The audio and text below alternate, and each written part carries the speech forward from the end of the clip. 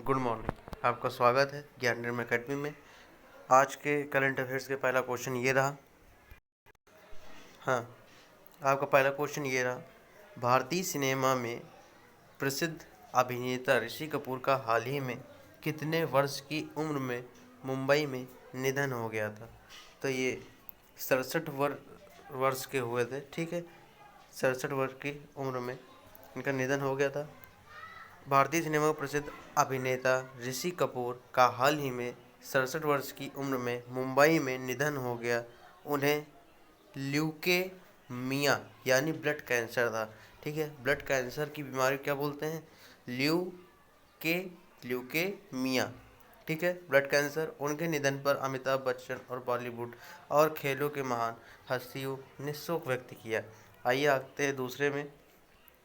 संयुक्त राष्ट्र संघ ने किस वर्ष भारत के परमानेंट प्रतिनिधि नियुक्त किए गए सैयद अकबरुद्दीन अब रिटायर हो गए? तो जो है 2016 में। ठीक है, संयुक्त राष्ट्र संघ में वर्ष 2016 में भारत के परमानेंट प्रतिनिधि नियुक्त किए गए सैयद अकबरुद्दीन अब रिटायर हो गए हैं। विदेश मंत्रालय के प्रवक्ता के तौर पर उन्होंने ट्विटर पर डिप्लोमेसी को नई धारा दी। ठीक है, आते हैं अगले क्वेश्चन पे। ब्रिटेन ने हाल ही में अक्टूबर या इससे पहले खत्म हो रहे चिकित्सक और स्वास्थ्यकर्मी का वीज़ा कितने साल के लिए बढ़ाने घोषित किया? ठीक है, तो आइए देखते हैं 1 साल तक। ठीक है, ब्रिटेन ने हाल ही में अक्टूबर या इससे पहले खत्म हो रहे चिकित्सक और स्वास्थ्यकर्मी का वीज़ा 1 साल के लिए बिना चार्ज के बढ़ाने की घोषणा की है।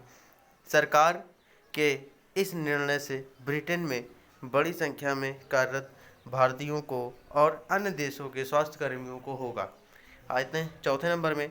केंद्र सरकार के कितने हजार करोड़ के सेंट्रल विस्टा प्रोटेक्ट पर स्टे लगाने से सुप्रीम कोर्ट ने इनकार कर दिया?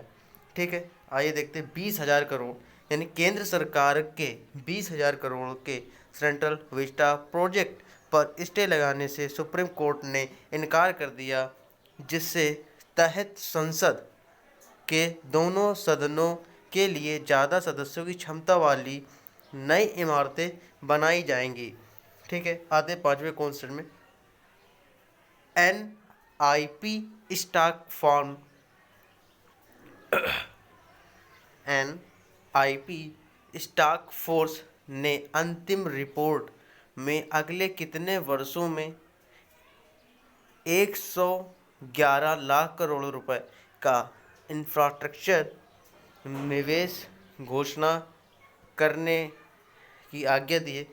तो NIP का मतलब क्या है? National infrastructure pipeline. ठीक है, ये पाइपलाइन एक टास्क फोर्स ने अंतिम रिपोर्ट में अगले 5 वर्षों में इंफ्रास्ट्रक्चर निवेश बढ़ाकर 111 लाख करोड़ रुपए का निवेश करने की घोषणा की है। पिछले वर्ष का इस रिपोर्ट में इंट्रोडक्शन 102 लाख करोड़ रुपए था। ठीक है, अब बढ़कर कितना हो गया है?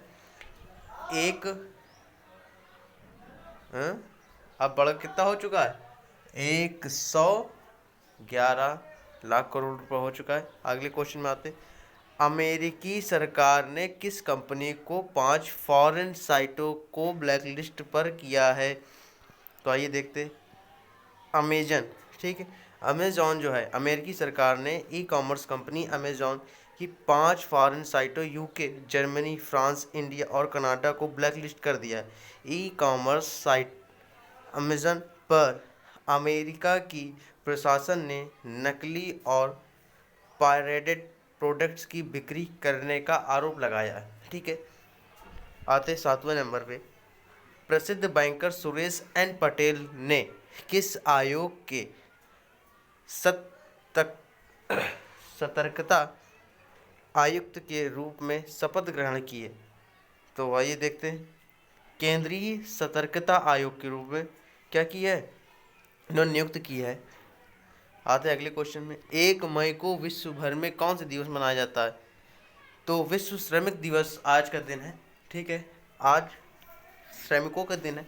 1 मई को विश्व भर में विश्व श्रमिक दिवस या अंतर्राष्ट्रीय मजदूर दिवस या मई दिन मनाया जाता है। ठीक है, इस दिवस की शुरुआत 1 मई 1886 ईस्वी से हुई थी। ठीक है, जब अमेरिका की मजदूर यूनिटों ने काम का समय 8 घंटे से ज़्यादा न रखने की हड़ताल की थी। ठीक है, आते हैं अगले क्वेश्चन में। आईसीसी ने T10 लीग में एक फ्रेंचाइजी के मालिक दीपक अग्रवाल पर कितने साल का प्रतिबंध लगा दिया? तो 1 साल का। अंतर्राष्ट्रीय क्रिकेट परिषद, ठीक है, ने T20 लीग में फ्रेंचाइजी के मालिक दीपक अग्रवाल पर भ्रष्टाचार रोधी जांच में बाधा डालने की बात स्वीकार करने के बाद 1 साल का प्रतिबंध लगा दिया। ठीक है, आते अगले क्वेश्चन में। 2021 में प्रस्तावित विश्व बॉक्सिंग चैंपियनशिप की मेजबानी भारत की जगह किस देश को दी गई है? तो देखते हैं, तो ये है सर्बिया। 2021 में प्रस्तावित विश्व बॉक्सिंग चैंपियनशिप की मेजबानी भारत की जगह सर्बिया देश को दी गई है, क्योंकि भारतीय फेडरेशन मेजबानी राशि अदा करने में असफल रहा। ठीक है, यही अंतिम क्वेश्चन था, यहीं तक। ठीक, आगे की कल। ठीक है, अगर चैनल अभी तक आपने सब्सक्राइब नहीं किया तो कर दीजिए, लाइक नहीं किया तो कर दीजिए। अगर समझ में आया हो तो धन्यवाद।